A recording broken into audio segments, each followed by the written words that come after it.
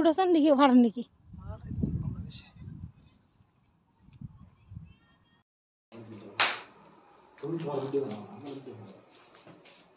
তোমার বানাইতাম না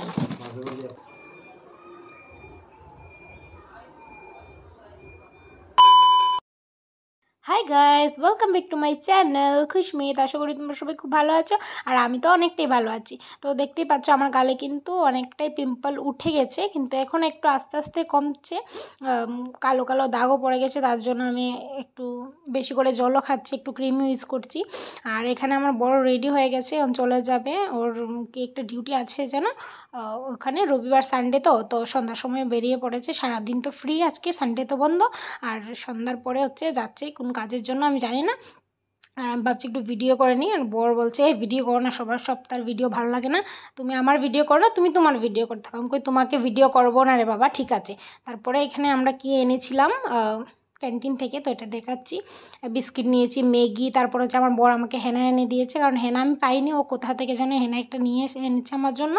আর কেকও এনে দিয়েছে। তারপরে এইখানটায় হচ্ছে গিয়ে ও বলছে আমার কার্ডটা নিয়ে আসো, আই কার্ডটা, তো আমি নিয়ে ওকে দিয়ে দিচ্ছি, ও চলে গেছে। আমাদের ত্রিপুরাতে তো 6টার সময় সন্ধ্যা হয়ে যায়, এখানে কিন্তু পুরো 7:30টার পরে সন্ধ্যা হয়।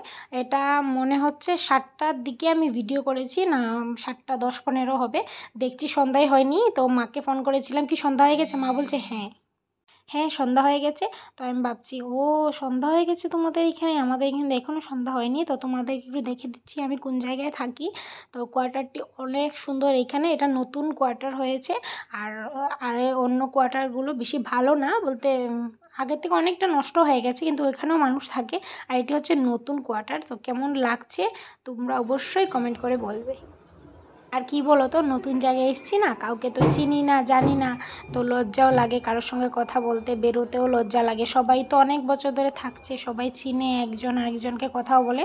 তো আমি 1-2জনের সঙ্গেই কথা বলেছি, কারণ আমি এসছি কয়েকদিনের জন্য, এত কথা বলে কি হবে, এত বন্ধুত্ব বাড়িয়ে যখন চলে যাব তখন কষ্ট হবে, তার জন্য বেশি কথা বলিনি, শুধু হাই হ্যালো এরকমই বলেছি। আর ও বলছে বেশি কথা কওয়ার দরকার নাই, তো কদিন পর তো চলে যাবে বাড়িতে।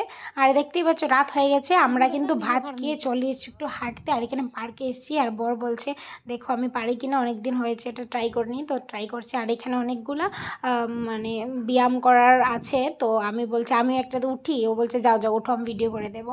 আর এখানটাতে আমি গিয়েছিলাম, আর অনেকটাই বাতাস ছিল, রাতে অনেকটাই বাতাস দেয়, হালকা হালকা ঠান্ডা ঠান্ডা ওয়েদার ছিল। এই ছোট মিনি ব্লগটা তোমাদের সঙ্গে শেয়ার করলাম, কেমন লাগলো অবশ্যই কমেন্ট করে জানাবে।